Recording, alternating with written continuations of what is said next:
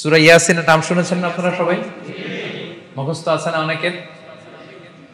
আমরা ছোটবেলা থেকে দেখতাম যে আমাদের দাদিরা, নানিরা, মায়েরা, খালারা ওনারা সূরা ইয়াসিন সকালবেলা পড়তেন, তাদের মুখস্থ ছিল সূরা ইয়াসিন। তো সূরা ইয়াসিন দুইটা পারায় একসাথে করে অবস্থিত, 22 এবং 23 পারা। এটা মাক্কি সূরা, ধারাক্রম অনুসারে এটা কোরআনের 36 নম্বর সূরা। এই সূরাটির আয়াত সংখ্যা মোট 83। এই সূরার অনেক ফজিলত আছে, কিন্তু ফজিলতগুলো বেশিরভাগ দুর্বল সনদের। একটা শুধু হাসান পর্যায়ের হাদিস পাওয়া যায়, বাকি সব দুর্বল। তো দুর্বল হলেও সমস্যা নাই, ফজিলতের ক্ষেত্রে দুর্বল হাদিস গ্রহণ করা যায়। কি কি আছে? এক হাদিসে সুনানে তিরমিজির বর্ণনায় রাসূল সাল্লাল্লাহু আলাইহি ওয়াসাল্লাম বলেছেন, ইন্না লিকুল্লি শাইআন কলবান ওয়া কলবুল কুরআনি ইয়াসিন। সব জিনিসের হৃদয় আছে, আর কোরআনের হৃদয়ের নাম হচ্ছে সূরা ইয়াসিন। যে ব্যক্তি একবার সূরা ইয়াসিন পড়ে, সে 10 বার পুরো কোরআন পড়ার সওয়াব পেয়ে যাবে। এটা একটা ফাজিলত। আচ্ছা, আরেক ফাজিলতে আছে, রাসূল সাল্লাল্লাহু আলাইহি ওয়াসাল্লাম বলেছেন, ইকরাউ সূরাতা ইয়াসিন আলা মাউতাকুম। তোমাদের মুমূর্ষদের সামনে বসে সূরা ইয়াসিন পড়ো। মৃত্যু পথযাত্রী এখনই মারা যাবে, অসুস্থ হয়ে পড়ে আছে, তাদের যাতে কষ্ট কম হয়, লাঘব হয়, রাসূল সাল্লাল্লাহু আলাইহি ওয়াসাল্লাম বলেছেন সূরা ইয়াসিন তার সামনে বসে পড়ো। কেন? এটা আমি সামনে বলবো। এগুলো দাঈফ সনদের। হাসান পর্যায়ের একটা মাওকুফ হাদিস আছে, ইবনে আব্বাস রাদিয়াল্লাহু তাআলা আনহু বলতেন যে ব্যক্তি মান ক্বারা ইয়াসিন হিনা ইউসবিহু, সকালবেলা যদি কেউ সূরা ইয়াসিন পড়ে, তাহলে সারা দিনের সব কাজগুলো আল্লাহ তার জন্য সহজ করে দেয়। আবার রাতে যদি কেউ সূরা ইয়াসিন পড়ে, সারা রাতের সব কাজ তার জন্য আল্লাহ তাআলা সহজ করে দেয়। এবং ইবনু কাসির ওনার তাফসিরে মিন তাজরিবাতিহি, মানে তার এক্সপেরিয়েন্স থেকে, কোনো হাদিস দলিল না, ওনার অভিজ্ঞতা থেকে বলেছেন যে আমি যখনই কোনো বিপদে পড়েছি সূরা ইয়াসিন তেলাওয়াত করার পর আল্লাহ তাআলা ওই কাজটা আমার জন্য সহজ করে দিয়েছেন। তো এখন সূরা ইয়াসিন বেশি বেশি তেলাওয়াত করবেন তো নাকি? মাশাআল্লাহ, ঠিক আছে। মাক্কি সূরাগুলোর মূল প্রতিপাদ্য বিষয় হচ্ছে তাওহীদ, রিসালাত, আখিরাত। মাক্কি সূরাগুলো সাধারণত তাওহীদ, রিসালাত এবং আখিরাত নিয়ে কথা বলে। সূরা ইয়াসিনও তার ব্যতিক্রম নয়। এই সূরারও মূল কথা তাওহীদ, রিসালাত এবং আখিরাত। বিশেষ করে পুনরুত্থান, পুনরুজ্জীবন, the concept of resurrection, life after death. মৃত্যুর পরে যে আবার আমরা জাগবো ঘুম থেকে, আবার জীবন হবে, আবার বিচার হবে, এটা বিশ্বাস হয় আপনাদের? হ্যাঁ, মক্কার লোকদের বিশ্বাস হতো না। তারা অবাক হয়ে শুনতো রাসূল সাল্লাল্লাহু আলাইহি ওয়াসাল্লামের কাছ থেকে যে বলে কি, আমরা মরে যাব, পচে যাব, গলে যাব, জীর্ণ শীর্ণ হয়ে যাব, আমাদের হাড্ডি খুঁজে পাওয়া যাবে না, অস্তিত্ব পাওয়া যাবে না, আবার আমরা নাকি জীবিত হব, আবার নাকি উঠবো, আবার বিচার, আবার কি কি বলে মুহাম্মদ। তারা মিলাতেই পারতো না। এই জন্য তাদের কাছে দ্য কনসেপ্ট অফ আখিরা, life after death, specially the concept of রেসারেকশনটাকে ক্লিয়ার করার জন্য আল্লাহ তাআলা এই সূরাটা নাযিল করেছেন। তাহলে এই সূরার সেন্ট্রাল থিম, মূল প্রতিপাদ্য বিষয় হচ্ছে পুনরুজ্জীবন বা পুনরুত্থান, মানে আবার যে আমরা পুনরায় উঠবো। বিশ্বাস হয় আপনাদের? হ্যাঁ, এটা কিন্তু মহাসত্য, বিশ্বাস রাখতে হবে আমাদের যে না, মরে গেলে সাময়িক দেখা যায় পচে যায়, কিন্তু আবার আমরা উঠবো। এবং এজন্যই মুমূর্ষু ব্যক্তির সামনে সূরা ইয়াসিন পড়তে বলা হয়েছে। আপনি যখন সূরা ইয়াসিন পড়বেন, তার সামনে কাইন্ড অফ আপনি তাকে বোঝাতে যাচ্ছেন যে আপনি প্রকৃতপক্ষে মারা যাচ্ছেন না, এটা আপনার জীবনের পূর্ণ সমাপ্তি নয়, বরং এটা এই নশ্বর দুনিয়া থেকে আপনার অস্তিত্বের সাময়িক একটা বিদায়। কেউ যে মারা যাচ্ছে, আমার দাদা, আমার বাবা মারা যাচ্ছে, আমরা বিদায় দিচ্ছি, আজীবন হারাই ফেললাম নাকি তারে আমরা? কি সে কি আজীবনের জন্য মিসিং? সাময়িক একটা বিদায়, একটা শর্ট ব্রেক। ওনার অস্তিত্বের এই নশ্বর দুনিয়া থেকে ওনার অস্তিত্বের সাময়িক একটা বিদায়, কিন্তু পরবর্তী দুনিয়ায় তিনি কিন্তু আবার অনন্ত জীবন লাভ করবেন। তার মানে শারীরিক একটা মৃত্যু হচ্ছে, তার রুহের কোনো মৃত্যু নেই, হয় ইল্লিনে নয় সিজ্জিনে। ঠিক কিনা বলেন? আমাদের রুহগুলো কিন্তু মরে না, এটা আল্লাহর অর্ডারে ঢুকেছে, আল্লাহর অর্ডারে বের হয়, হয় ইল্লিনে নয় সিজ্জিনে। বিশ্বাসীদের রুহগুলো ইল্লিনে থাকে, আমাদের রুহগুলো যেন সেখানে থাকে, আমরা আল্লাহর কাছে কামনা করি, আমরা পড়ি আমিন। এজন্যই মৃত ব্যক্তিদেরকে আশাব্যঞ্জক করার জন্য এই সূরাটা, এই সূরার মধ্যে যে কথাগুলো বোঝানো হচ্ছে যে না, আবার আপনি উঠবেন, আবার জীবিত হবেন, আবার আমরা মিলিত হব, বিচারের মুখোমুখি হব, আবার আমরা জান্নাতে একত্রিত হব, আমাদের গেট টুগেদার হবে, আমাদের রিট্রিট হবে। মানে মৃত্যুর মধ্যে আমরা আনন্দ খুঁজে বেড়াই নাকি? হ্যাঁ, মৃত্যু নিয়ে অনেকের কত ভয়, কিন্তু আমরা তো মৃত্যুই একমাত্র ওয়ে যার মধ্য দিয়ে আমরা আমাদের রবের সাথে সাক্ষাতের গেট ওয়ে। এটা আল্লাহর সাথে সাক্ষাতের প্রথম ধাপ হচ্ছে আপনাকে দুনিয়া ছাড়তে হবে, এছাড়া কি আল্লাহর সাক্ষাৎ পাওয়া যাবে? যাবে না। এজন্য মৃত ব্যক্তির সামনে আল্লাহর হাবিব সাল্লাল্লাহু আলাইহি ওয়াসাল্লাম রাহমাতুল লিল আলামিন মুহাম্মদ রাসূলুল্লাহ সাল্লাল্লাহু আলাইহি ওয়াসাল্লাম তিনি সূরা ইয়াসিন তেলাওয়াত করতে বলেছেন। তাহলে সেন্ট্রাল থিম ক্লিয়ার সবার কাছে না? এবার আসেন কিছু প্রাইম লেসন, কোর লেসন সূরা ইয়াসিন থেকে আমি সম্ভবত গত বছর আমার ভেরিফাইড ফেসবুক পেজ থেকে আমি 4টা লাইভ সিরিজ করেছি 4 ঘন্টার সূরা ইয়াসিনের উপর। আপনারা শুনবেন এগুলো, খুবই ওয়েল ডকুমেন্টেড ম্যানারে একাডেমিক ওয়েতে আলোচনা করেছি। যাদের সময় আছে শুনবেন এই লাইভগুলো। তো আমি এখন শুধু সার নির্যাসটা প্রাইম লেসন বা কোর লেসনগুলো নিয়ে আসি। 1 নম্বর লেসন হচ্ছে আল্লাহ তাআলা বলেছেন যে কোরআনের আয়াতগুলো একটার সাথে আরেকটা well connected, completely well knit, এটা well protected. One doesn't differ the other or contradict the other. কোনো আয়াত আরেক আয়াতের বিপরীতে যায় না, একটা আরেকটার সম্পূরক, পরিপূরক, ওয়েল নেট, ওয়েল কানেক্টেড। এটাই প্রমাণ করে যে এটা কার কাছ থেকে নাজিল হয়েছে? আল্লাহ সুবহানাহু ওয়া তাআলার কাছ থেকে নাজিল হয়েছে। আল্লাহ তাআলা এটাই বলেছেন ইয়াসিন, তারপরে ওয়াল কুরআনিল হাকিম। হাকিম বিমানা মুহকাম, মানে কোরআনের আয়াতগুলো পোক্ত। এটা হচ্ছে completely well net, perfectly connected, একটা আরেকটার সাথে কানেক্টেড। এক আয়াত ইফাসসিরু বা'দুহু বা'দা, এক আয়াত আরেক আয়াতকে ব্যাখ্যা করে। অনেক কথা কোরআনের এক জায়গায় সংক্ষেপে বলা হয়েছে, আরেক জায়গায় বিস্তারিত, এক জায়গায় ছোট করে আরেক জায়গায় বড় করে। কোন আয়াত আরেক আয়াতের সাথে কন্ট্রাডিক্ট করে না। আল্লাহ তাআলা বলছেন আফালা ইয়াতাদাব্বারুনাল কুরআন ওয়ালাউ কানা মিন ইনদি গায়রিল্লাহি লাওয়াজাদু ফীহি ইখতিলাফান কাসীরা। তারা কি কোরআন নিয়ে গবেষণা করবে না? এই কোরআন যদি আল্লাহ ছাড়া অন্য কারো কাছ থেকে নাজিল হতো তাহলে তারা কোরআনের মধ্যে অনেক বিরোধ দেখতে পেত, পরস্পর বিরোধ, অনেক বিরোধ দেখতে পেত। কিন্তু কোরআনের ভেতরে এই পুরো 30 পারায় কোথাও কি এক আয়াতের সাথে আরেক আয়াতের কন্ট্রাডিকশন আছে? কোনো বিরোধ আছে বলেন? না, এটা ওয়েল নেট, ওয়েল কানেক্টেড। অন্য আয়াতে আল্লাহ বলছেন লা ইয়াতিহিল বাতিল মিন বাইনি ইয়াদাইহি ওয়ালা মিন খালফি। সামনে থেকে পেছন থেকে কোরআনে কোনো বাতিল অনুপ্রবেশ করতে পারে না, কারণ তানজিলু মিন হাকিমিন হামিদ, এটা প্রজ্ঞাময় প্রশংসিত আল্লাহর পক্ষ থেকে এটা প্রোটেক্টেড একটা কিতাব নাজিল হয়েছে। ফলে এটা কিয়ামত পর্যন্ত প্রোটেক্টেড থাকবে। এক আয়াত আরেক আয়াতের ব্যাখ্যা করে দেয়, এটা হচ্ছে একটা ব্যাখ্যা। আবার আল কোরআনিল হাকিম মানে হচ্ছে বিজ্ঞানময় কোরআন। কোরআনের মধ্যে অনেক বিজ্ঞানের কথাও আছে। শুধু বিজ্ঞান, বিজ্ঞান নিয়ে কি আছে প্রায় 1.5 ঘন্টার লেকচার আছে আমার। Scientific indications of the holy Quran, cosmic symbols, natural phenomena, cosmology, embryology, morphology, blah blah blah, অনেক কিছু।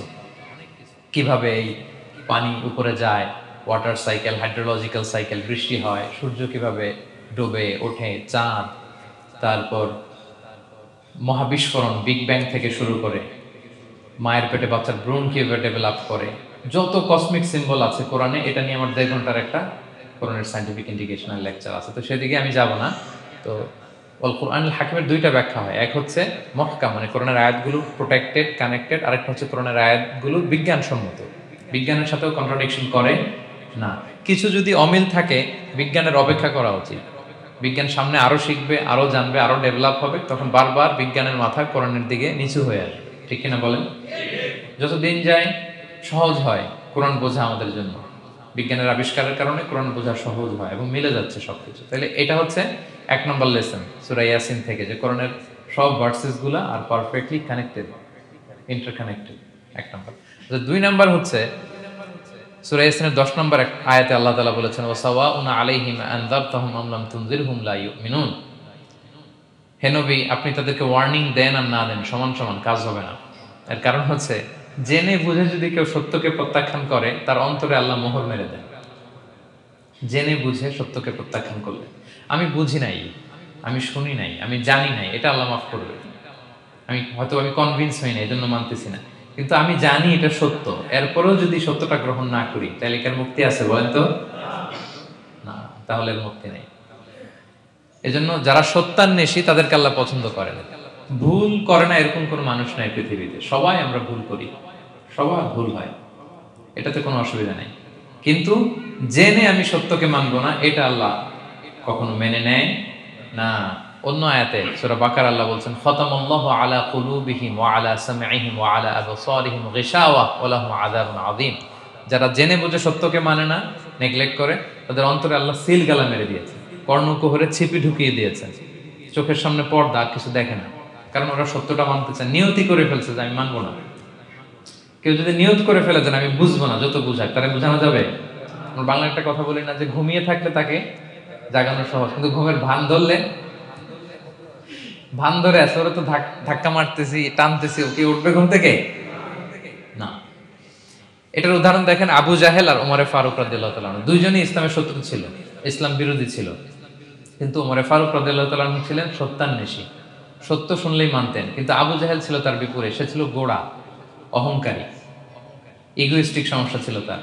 সে জানতো যে আল্লাহর হাবিব সাল্লাল্লাহু আলাইহি ওয়াসাল্লাম আল্লাহর পক্ষ থেকে নাজিল হওয়া আসা একজন রাসূল, কোরআন আল্লাহর পক্ষ থেকে নাজিল হওয়া একটা কিতাব, জানার পরেও সে মানে নাই, ফলে তার নসিবে হেদায়েত জোটে নেই। কিন্তু ওমর ফারুক রাদিয়াল্লাহু তাআলা আনহু কিছুদিন পরেই উনি শাহাদা পড়ে ফেলছেন এবং রাসূল সাল্লাল্লাহু আলাইহি ওয়াসাল্লাম দোয়া করেছিলেন যে আল্লাহ, আল্লাহুম্মা আইজ্জাল ইসলাম বি আহাব্বি হাযাইনি রাজুলাইনি ইনদাক, আল্লাহ দুজন লোকের যাকে তোমার ভাল লাগে তাদের একজনকে ইসলামের ছায়াতলে এনে তুমি ইসলামটাকে শক্তিশালী করো। একজন হচ্ছে আবু জাহাল আর একজন হচ্ছে ওমর। আল্লাহ তাআলা কার জন্য দোয়াটা কবুল করেছেন বলেন তো? ওমর ফারুকের জন্য। কারণ ওনার হৃদয়টা সাদা ছিল, সাদা মনের মানুষ, কলবে সালিম, সত্য যেখানে ওইটাই উনি গ্রহণ করতেন, সত্যের সামনে দুর্বল ছিলেন। আর আবু জাহেল জেনে বুঝে সত্যকে প্রত্যাখ্যান করেছেন। সো 2 নাম্বার শিক্ষাটা আমরা যেটা পেলাম, যে জেনে বুঝে সত্য প্রত্যাখ্যান করলে আল্লাহ তার জন্য হেদায়েত বরাদ্দ রাখেন না। এজন্য আমরা আমাদের বাকি জীবনটুকু আমরা এই মেন্টালিটি, মাইন্ডসেট যেন আমাদের থাকে যে সত্য দেখলেই আমরা মানব, যেখানেই সত্য ওইটাই আমি গ্রহণ করব। কি বলেন? এটা যদি আমার বিরুদ্ধে যায়, আমার দলের বিরুদ্ধে গেলে, বাবার বিরুদ্ধে গেলে, মানতেই হবে আমাকে। সত্য যেখানে আছে ওখানেই আমাদেরকে ছুটে যেতে হবে। দুটো চলে গেল। 3 নাম্বার হচ্ছে, আমরা পৃথিবীতে যা করি আমরা অনেক সময় মনে করি যে দরজা বন্ধ করে দিলে, সুইচটা অফ করে দিলে আর বুঝি কেউ দেখে না। তা আসলে আমরা আসমানি বিশেষ নজরদারির ভেতরে আছি, এটা আমরা ভুলে যাই যে সবার চোখ ফাঁকি দেয়া গেল, একজনের চোখ ফাঁকি দেয়া যায় না। তিনি কে বলেন তো? লা তুদরিকুল আবসার ওয়া হুয়া ইউদরিকুল আবসার ওয়া হুয়াল লাতীফুল খাবীর। কেউ তারে দেখে না কিন্তু তিনি সবাইকে দেখেন। কোন চোখ তাকে দেখে না কিন্তু তিনি সব চোখগুলোকে দেখে। তাহলে 3 নম্বর লেসন হচ্ছে, everything is recorded in well documented man. আমরা যা বলি, যা করি, যা লিখি, সবকিছু রেকর্ডেড, রেকর্ড করা হচ্ছে। কিন্তু সেদিন আপনি দেখবেন, ভালো করলেও দেখবেন, খারাপ করলেও আপনি দেখবেন। তার মানে সবকিছু লিপিবদ্ধ হচ্ছে, সংরক্ষিত হচ্ছে। এটা আল্লাহ কোথায় বলেছেন? সূরা ইয়াসিনের 12 নম্বর আয়াত। আল্লাহ বলেন, নাকতুবু মা কদ্দামু ওয়া আসারহুম, তারা যা আমল করেছে আমি লিখে রাখি। ওয়া আসারহুম, এবং যা তারা দুনিয়ার জন্য রেখে গিয়েছে তাও লিখে রাখি। মানে এনি অ্যাকশন দে লেফট বিহাইন্ড, এনি ইফেক্ট দে লেফট বিহাইন্ড। এটা সাদাকায়ে জারিয়া বা গুনায়ে জারিয়া। সাদাকায়ে জারিয়া হচ্ছে আপনি একটা ভালো কাজ করছেন, ধরেন যে দ্বীনি জ্ঞান শিক্ষা দিচ্ছেন। আমি সূরা ফাতিহা শিক্ষা দিলাম আপনাদেরকে, তো আপনারা এটা দিয়ে আজীবন নামাজ পড়তেছেন, আপনার সওয়াব তো আপনি পাবেনই, কিন্তু ওই যে আমি শিক্ষা দিলাম একটা পার্সেন্টেজ সওয়াব আজীবন আমার আমল নামে আসবে। শুধু তাই না, আপনি যে আবার আরেকজনকে সূরা ফাতিহা শিক্ষা দিবেন, সে তার পরবর্তী নেক্সট জেনারেশনকে সূরা ফাতিহা, এইভাবে কিয়ামত পর্যন্ত এই চেইন ধরে সূরা ফাতিহা যত লোক শিখবে তারা তাদের সওয়াব ঠিকই পাবে, কিন্তু তার একটা পার্সেন্টেজ সওয়াব আল্লাহ তাআলা আমার আমল নামায় দিয়ে দিবে। এটাকে বলে আসার। ওয়া নাকতুবু মা কদ্দামু, নিজে যে আমল করলাম আল্লাহ বলে এটাও লিখে রাখছি। ওয়া আসারহুম, any effect you left behind in this দুনিয়া, যেটা আপনি রেখে গেছেন এটাও আল্লাহ লিখে রাখবে।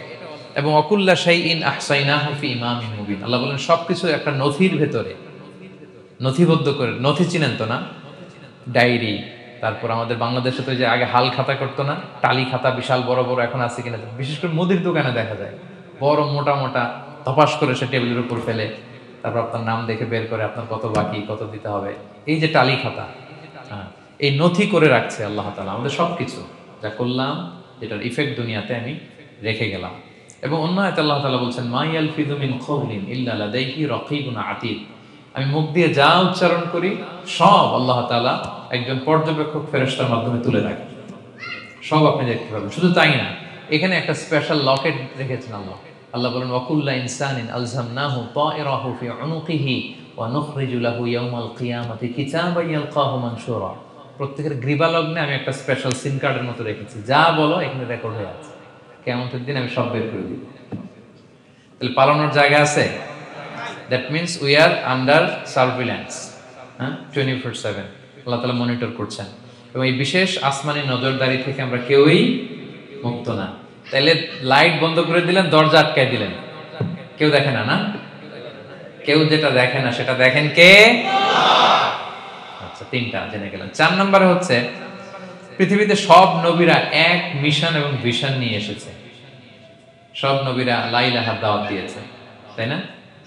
এক আল্লাহর দাওয়াত দিতে। আচ্ছা, কখনো কি এমন হয়েছে কোন নবী এসে বলছে যে আল্লাহ একজন, আবার আরেক নবী এসে বলছে না আল্লাহ দুই তিনজনও হইতে পারে? হ্যাঁ, বলছে? কোন নবী এসে বলেছে মৃত্যুর পর এক জীবন আছে, হিসেব দিতে হবে, পাই টু পাই হিসেব হবে, আরেকজন বলছে না এরকম নাও থাকতে পারে? এরকম এক নবী এক কথা, আরেক নবী আরেক কথা হয়েছে? এগুলো নবীদের মধ্যে হয়, কবিদের মধ্যে হয়। এক কবি এক কথা বলে, আরেক কবি এক দার্শনিক এক কথা বলে, আরেক দার্শনিক আরেক কথা, এক রাজনীতিবিদ এক কথা, আরেক রাজনীতিবিদ আরেক। এদের মধ্যে ধাক্কাধাক্কি হয়, কিন্তু নবীদের মধ্যে কথার মধ্যে এগুলো আছে? কারণ তারা মন গড়া কথা বলে না। ওমা ইয়ানতিকু আনিল হাওয়া ইন হুয়া ইল্লা ওয়াহিয়ু ইউহা। তাদের কথা আসে একটা হেডকোয়ার্টার থেকে। হেডকোয়ার্টারটা কার? আসমানি রেভেলেশনের বেসিসে ওনারা কথা বলেন। মন গড়া কোনো নবী কোনো কথা বলেন না। তাহলে 4 নম্বর শিক্ষা হচ্ছে সব নবীর মিশন ভিশন এক। এজন্য তাদের মধ্যে একটা কোঅপারেশন ছিল। সূরা ইয়াসিনে চমৎকার একটা ঘটনা আছে।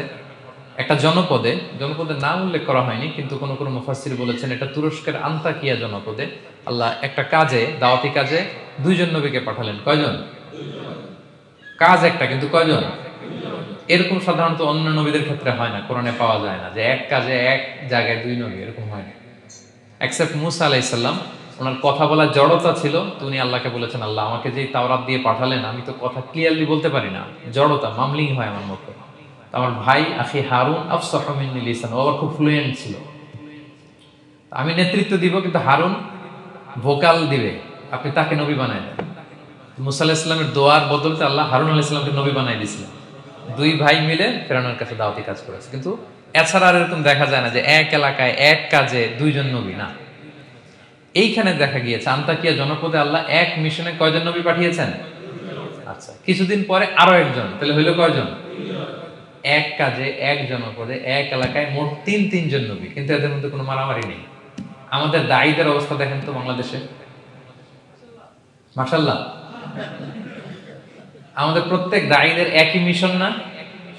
একই মিশন, একই ভিশন, একই লক্ষ্য, একই ডেস্টিনেশন, কিন্তু কত বিভেদ, কত বিরোধ দেখেন। আল্লাহ তাআলা সূরা ইয়াসিনের 14 নম্বর আয়াতে বলছেন ইদ আরসালনা ইলাইহিম মুসনাইন, প্রথম দুজন নবী পাঠালাম একটা মিশনে, ফাআজ্জাজনা বিসালিস, এবং তৃতীয় জন দিয়ে আরো এদেরকে মজবুত করলাম। ফাকালু ইন্না ইলাইকুম মুরসালুন, তারা যে তিনজন একই কথা বলে যে আমরা রাসূল হয়ে এসেছি। তাহলে দেখেন নবীদের মধ্যে পারস্পরিক শ্রদ্ধাবোধ ছিল। বড় নবী ছোট নবী, প্রধান বক্তা দ্বিতীয় বক্তা তৃতীয়, এগুলো ছিল না। এই তিন নবীর মধ্যে প্রধান নবী দ্বিতীয় নবী তৃতীয় নবী আছে নাকি? না, তিনজন একই মিশনে একই ভিশনে কোঅপারেশনে তারা এগিয়ে গিয়েছে।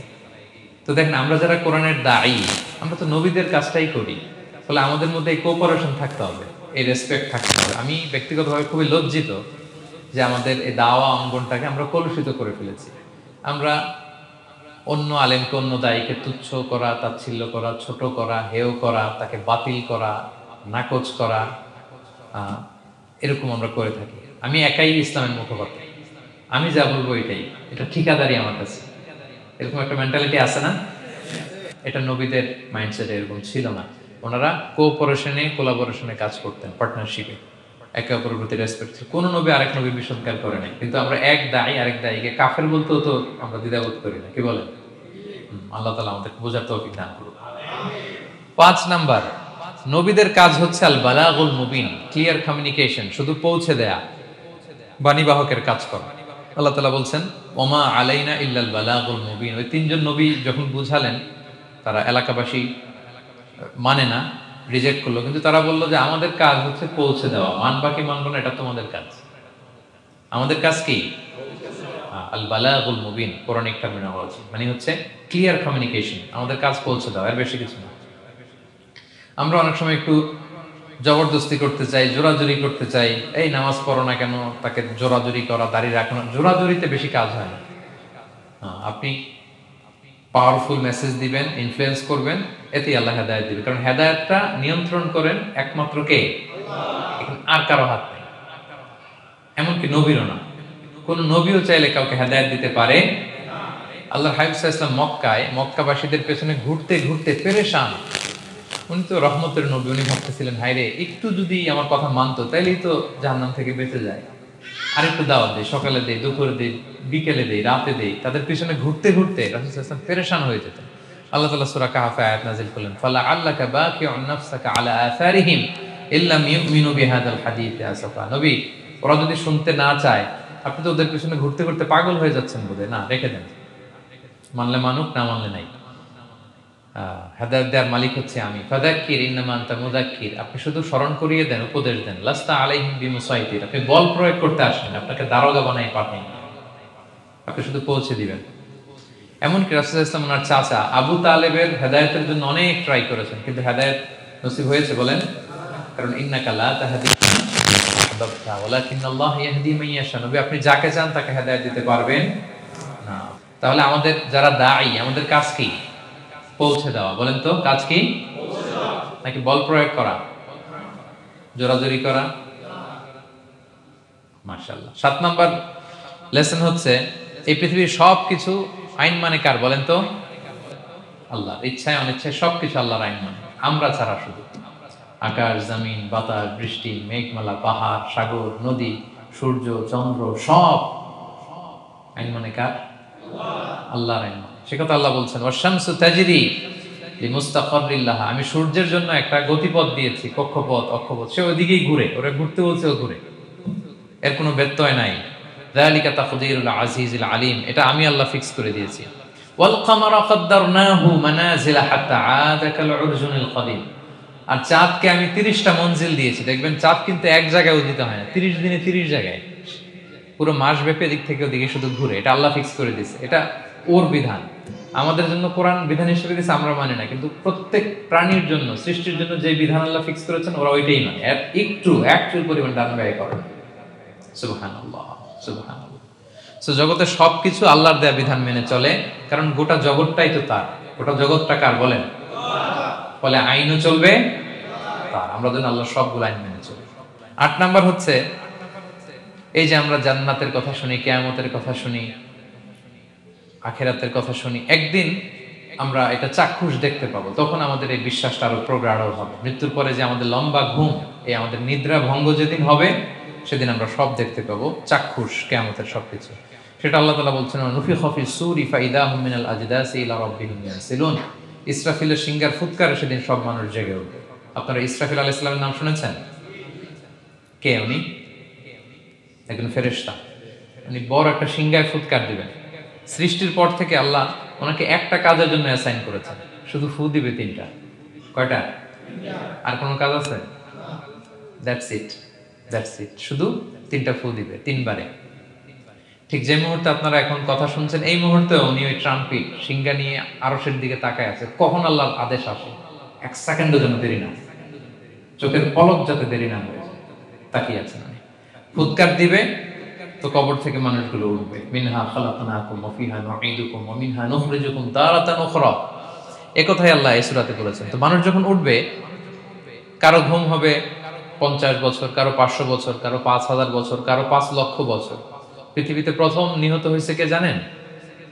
হাবিল, আদম আলাইহিস সালামের ছেলে হাবিল পৃথিবীর প্রথম মারা গেছে। সে, তার ঘুমটা কত লম্বা বলেন তো? সে কত হাজার বছর, লক্ষ বছর বেচারা ঘুমাচ্ছে, হ্যাঁ, তার কবরে। তো এই সব সিংহার ফুৎকারে সব কবর থেকে উঠবে। ক্বালু ইয়া ওয়াইলানা মান বাআসানা মিন মারকাদিনা হাযা, কি রে, কে ভাঙালো এই লম্বা ঘুমটা? সবাই তো ঘুমাচ্ছিলাম। হাযা মা ওয়া'দার রহমান, ফেরেশতারা বলবে এইটাই সেই দিন যেটা বিশ্বাস করো না এই দুনিয়াতে। ওয়াজ নসিহত হইলে তো তোমরা মানতা না, বলতা এগুলো কিছু নাই। বিশ্বাস, আজকে সেই দিন। সাদাকাল মুরসালুন, রাসূলরা সত্যই বলেছেন। ওই দিন মানুষ চাক্ষুষ কিয়ামতকে অবলোকন করবে। 9 নম্বর শিক্ষা হচ্ছে, তখন আল্লাহ তাআলা বিচার প্রতিষ্ঠিত করবেন, ওই বিচারে আল্লাহ কাউকে ঠকাবেন না। বলেন তো, আল্লাহর বিচারে কোনো পার্সিয়ালিটি আছে? কোনো ঘুষ দেওয়ার সিস্টেম, স্বজনপ্রীতি আছে না? এই কথা আল্লাহ বলেছেন সূরা ইয়াসিনের 54 নম্বর আয়াতে, ফাল ইয়াউমা লা তুযলামু নাফসুন শাই, কোনো জুলুম হবে না। ওয়া তুজজাউনা ইল্লা মা কুনতুম তা'মালুন, যে যা করেছো ওইটারই প্রতিদান পাবে। এমন না যে আপনি করছিলেন খুব ভালো কিন্তু আপনি পান নাই, এটা হবে না। যার যে রিওয়ার্ড পাওয়ার কথা ওইটাই পাবেন, কারণ আল্লাহ জুলুম করেন না। ওমা আনা বিযাল্লামিন লিল আবিদ, আল্লাহ বলে আমি আমার বান্দার প্রতি বিন্দু পরিমাণ জুলুম করি না। ওয়া নাদউল মাওয়াজিনাল কিসতা লিয়াউমিল কিয়ামা ফালা তুযলামু নাফসুন শাইআ, সেদিন আমি ন্যায় বিচারের মানদণ্ড স্থাপন করব, ওখানে একটা চুল ফেললেও এটা ওজন না। ফামান ইয়ামাল মিসকালা যাররাতিন খাইরান ইয়ারা ওয়া মান ইয়ামাল মিসকালা যাররাতিন শাররান ইয়ারা। অনুপরিমাণ ভালো করলে ভালো পাবেন। এই যে সে লিল্লাহি তাকবীর বলছে, সওয়াব হইছে না? সে ওই দিন আমল নামায় দেখবে, কিরে অমুক এক মাহফিলের মধ্যে আমি লিল্লাহি তাকবীর বলছিলাম, এইটার এতগুলা সওয়াব। তারপরে এই যে আপনারা আল্লাহু আকবার বলছেন, এতে সওয়াব হইছে না? এরকম ছোট্ট ছোট্ট প্রতি মুহূর্তে একজন রাস্তা চেনে না, রাস্তা দেখাই দিলেন, একজন একটা ভালো উপদেশ দিলেন। এইভাবে ছোট্ট ছোট্ট যত ভালো কাজ সব পাবেন, ছোট্ট ছোট্ট খারাপ কাজ সব সেদিন পাবেন, কোনো জুলুম হবে না। আচ্ছা, 10 নম্বর শিক্ষা হচ্ছে যারা জান্নাতে যাবে, জান্নাতের একটা ফিচার হচ্ছে, মেজর ফিচার, জান্নাতে যে জান্নাতীরা যা চাবে তাই পাবে, কোনো না নাই সেখানে, যার যেটা মনে চায়। এটা সূরা ইয়াসিনের 57 নম্বর আয়াত আল্লাহ বলেছেন, লাহুম ফিহা ফাকিহা ওয়া লাহুম মা ইয়াদদাউন। সেখানে অজস্র অঢেল সুস্বাদু মুখরোচক ফলমূল থাকবে। দুনিয়াতে এক ফলে এক মজা, আনারসের মজা তরমুজে নাই, তরমুজের মজা আমে নাই, আমের মজা বাঙ্গিতে নাই, বাঙ্গির মজা কাঁঠালে নাই, কাঁঠালের মজা ডুরিয়ানে নাই। যেইটা খাবেন ওইটা স্বাদ। জান্নাতে এক ফলের ভেতরে হাজার রকমের স্বাদ আল্লাহ ঢুকাই দিবে। আচ্ছা, দুনিয়াতে যে কমলা খান, কমলার ছোলা খান, হ্যাঁ, ডাব যে খান, ডাবের ছোলাটা খান, শুধু পানি। ওইখানে ডাবের চেয়ে আর ডাবের ছোলা মজা লাগে। কমলার চেয়ে কমলার ছোলা হবে আরো সুস্বাদু। মানে ওইটার ফিচারের সাথে দুনিয়ার ফিচারের কোনো তুলনাই হয়, নো কম্পারিজন। যা চাবে তাই। ইয়াসিনের 11 নম্বর শিক্ষা হচ্ছে সেদিন নিজের হাত পা নিজের বিরুদ্ধে সাক্ষী দিবে যারা জাহান্নামে যাবে। কারণ জাহান্নামীরা বলবে না আল্লাহ করি নাই, তোমার ফেরেশতারা ভুলে লিখছে, আল্লাহ আরেকজনের আমলনামা আমার দিয়ে দিছে, এই অনেক ধরনের অজুহাত। তখন আল্লাহ তাআলা তার মুখটাকে সিলগালা করে দিবেন। ফালইয়াউমা নাখতিমু আলা আফওয়াহিহিম ওয়া তুকাল্লিমুনা আইদিহিম ওয়া তাশহাদু আরজুলুহুম বিমা কানু ইয়াকসিবুন। আল্লাহ বলে তোমার মুখ আমি সিলগালা করে দেব, হাত কথা বলবে, তখন পা সাক্ষী দিবে কোথায় যে পাপটা করছে। আপনি অবাক হন, কি রে এই হাতে তো কত আংটি পরলাম, এরপর কত লোশন মাখলাম, হ্যাঁ, কত সুন্দর বডি ওয়াশ দিয়ে হাতটাকে ক্লিন রাখলাম, তারপর হাতের মধ্যে গ্লাভস পরলাম, হাত পা কত যত্ন আমি নিলাম। এই হাত পা আমার বিরুদ্ধে কথা বলে, রাগে মানুষ বলবে ওয়াকালু লিজুলুদিহিম লিমা শাহিদতুম আলাইনা, কি রে আমার বিরুদ্ধে কথা বলিস কেন? তো হাত পা বলবে ক্বালু আনতাকানাল্লাহ আল্লাযী আনতাকা কুল্লা শাই। ওই আল্লাহ আজকে আমাকে কথা বলার সুযোগ দিয়েছে, যে আল্লাহ চাইলে যে কাউকে যে কোনো সৃষ্টিকে কথা বলার সুযোগ দিয়ে থাকে। পাথরকে আল্লাহ জবান দিতে পারে, দিয়েছেন। রাসূল সাল্লাল্লাহু আলাইহি ওয়াসাল্লাম মক্কার শিয়াবদের মধ্য দিয়ে যখন হাঁটতেন, অনেক পাথর রাসূল সাল্লাল্লাহু আলাইহি ওয়াসাল্লামকে সালাম দিয়ে বলেছেন, আসসালামু আলাইকা ইয়া নবী আল্লাহ, হে আল্লাহর নবী আপনাকে সালাম। কে দিয়েছে সালাম? পাথর। মরা খেজুর গাছ কেঁদে উঠেছে নবীর জন্য, তার মানে এগুলোর ভিতরে প্রাণের সঞ্চার করেছেন কে? আল্লাহ। সেদিন হাতের ভেতরে আল্লাহ তাআলা কথার শক্তি দিবেন। আপনার হাত আপনার বিরুদ্ধে, পা বিরুদ্ধে, আপনার বডি আপনার বিরুদ্ধে সাক্ষী দিবে। সো খবরদার, অতটুকু পাপ করি যতটুকু পাপের শাস্তি বহনের ক্ষমতা আমার আছে, একটু হিসাব মিলিয়ে নিই আমরা। 12 নম্বর লেসন হচ্ছে যে আমরা শক্তিশালী হই, ছোট থেকে বড় হই, এরপরে আবার দুর্বল হয়ে যায়। আল্লাহ বলেন ওয়ামান নুআম্মিরহু নুনাক্কিসু ফিল খালকি আফালা ইয়াকিলুন। আমি যখন কারো বয়স বাড়িয়ে দেই তাকে আবার দুর্বল করে দেয়। এটাই জীবন চক্র। দেখেন, শৈশব দিয়ে শুরু, তারপর কৈশোর, তারুণ্য, যৌবন। যৌবনের কথা চিন্তা করে তো বেশিরভাগ যুবক কি শক্তি গায় না, যা খায় ওইটাই হজম হয়ে যায়। ওভারটাইম করতে পারি, লাগাতার কাজ করতে পারি, মানে অনেক ক্যাপাসিটি। কিন্তু সেই আপনি যখন 60, 70, 80-তে যাবেন আর পারা যায়, তখন একটা লাঠি লাগে। কি লাগে?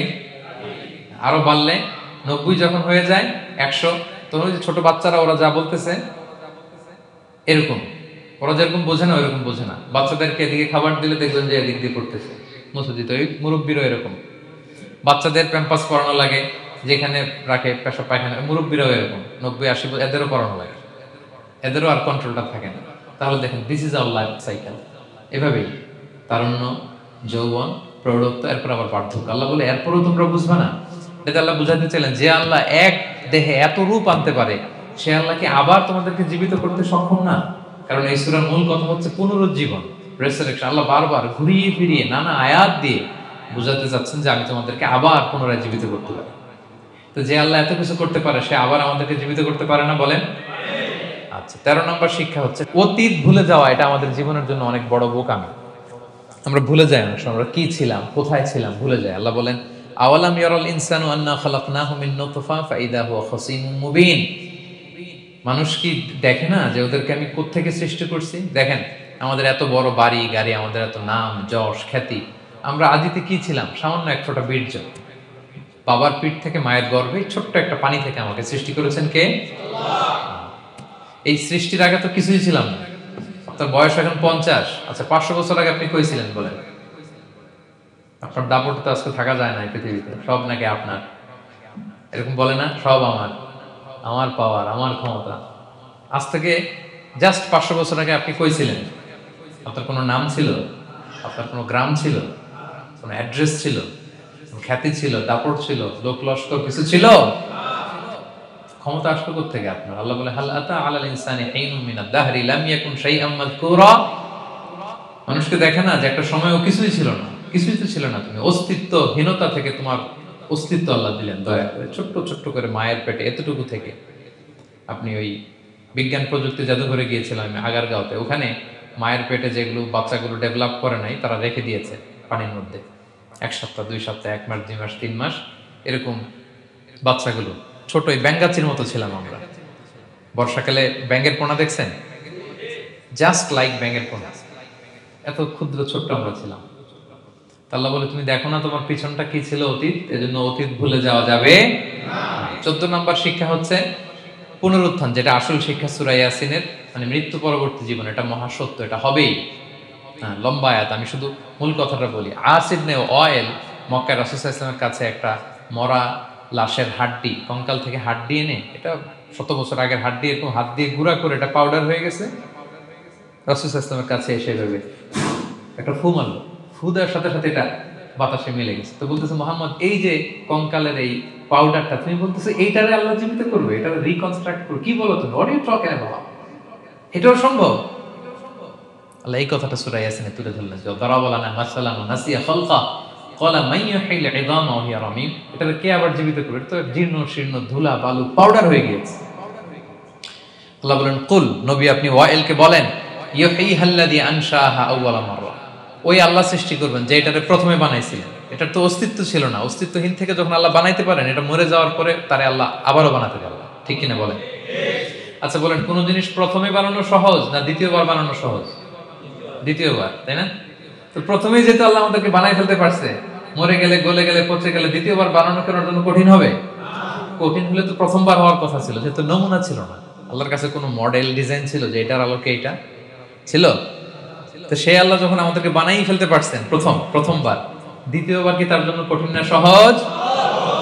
তখন বিষ্ণু ইসলাম বললেন যে এই পাউডার, তুমি যে কঙ্কালের হাড্ডি ফু দিয়ে বললা, এটাকে আল্লাহ জীবিত করবেন, অনুরূপভাবে তোমাকেও জীবিত করবেন এবং তোমাকে জাহান্নামে নিক্ষেপ করবেন।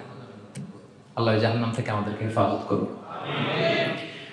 সহিহ মুসলিমের হাদিস, আল্লাহর হাবিব সাল্লাল্লাহু আলাইহি ওয়াসাল্লাম বলেন, ইন্না ফিল ইনসানি আযমান, মানুষের দেহে একটা হাড্ডি কণিকা আছে, লা তাকুলুল আরদু আবাদা, এই হাড্ডি কণিকা জমিন কখনো খেতে পারে না। মানে আমাদেরকে কবর দিয়ে দিলে তো মাটি পুরো লাশটা খেয়ে ফেলে, 50-100 বছর পরে আর কিছুই থাকে না, আসলে আমাদের হাড় গোড়ও থাকে না, ওইটাও পাউডার হয়ে যায়, পোকামাকড় খেয়ে ভ্যানিশ। কিন্তু একটা জিনিস ছাড়া, আমাদের এই যে শির দ্বারা ব্যাকবোন, আমাদের স্পাইনাল কর্ডের একেবারে নিচে ট্রায়াঙ্গেল ছোট্ট একটা হাড্ডি কণিকা আছে, ত্রিভুজ আকৃতির, এটাকে ডাক্তারি ভাষায় বলে কক্সিক্স টেইল বোন, উচ্ছ্বাস্তি বলে। এই ছোট্ট কণা, এইটা নষ্ট হয় না। আল্লাহ বলে এইটাকে বেইস ধরে আমি কিয়ামতের দিন তোমাদের সবাইকে আবার জীবিত করব। হিন্দুরা যে শ্মশানে লাশ পোড়ায়, সব পুড়ে যায়, কক্সিক্স পুড়ে নাই, ছোট্ট কক্সিক্স কোথা হয় জানেন?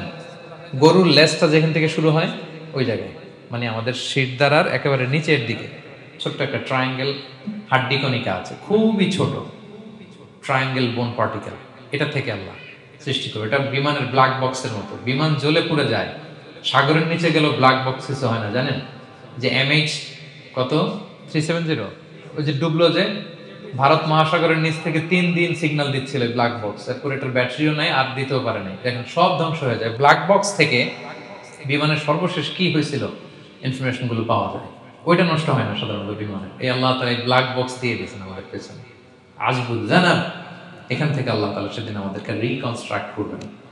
তাহলে পুনরুত্থান, আবার যে আমরা জীবিত হবে, এটা বিশ্বাস হয় আপনাদের? হয়। এটা করতে আল্লাহ কিছুই লাগে না, শুধু কোন বললেই হয়ে যায়। কি বললে? এই কুন কথা দিয়ে আল্লাহ তাআলা শেষ করেছেন সূরা ইয়াসিন। আল্লাহ বলেন যে আল্লাহর যে অসীম ক্ষমতা, এটা শুধু কুন বললেই হয়। ইন্নামা আমরুহু ইযা আরাদা শাইআন আইয়াকুলা লাহু কুন ফায়াকুন। কুন হও, ফায়াকুন হয়ে যায়। বি ইট ওয়াজ, হও বলতে হয়ে যায়। তাই বলে কি আল্লাহ হও বলাটাও জরুরি না, তিনি হও বলারও মুখাপেক্ষী না। দুনিয়াতে আমাদের বোঝানোর জন্য তিনি বলছেন যে আমি কুন বললেই হয়ে যায়, আমার কুনও বলা লাগে না, চিন্তা করা মাত্রই হয়ে যায়। ফাআলুল লিমা ইউরিদ, তিনি যা ইচ্ছা তাই করতে পারেন। সো সেই আল্লাহকে যেন আমরা ডাকি, তার কাছে যেন আমরা ফরিয়াদ করি, আমাদের মনের আকুতি, চাহিদা, প্রার্থনা তার কাছে যেন আমরা নিবেদন করে পেশ করি। আল্লাহ তাআলা আমাদের সবাইকে কথাগুলো বোঝার ও আমল করার তৌফিক দান করুন। হাযা মা ইনদি ওয়াল ইলমু ইনদাল্লাহি আলাইহি তাওয়াক্কালতু ওয়া ইলাইহি উনীব। আসসালামু আলাইকুম ওয়া রাহমাতুল্লাহি ওয়া বারাকাতুহু।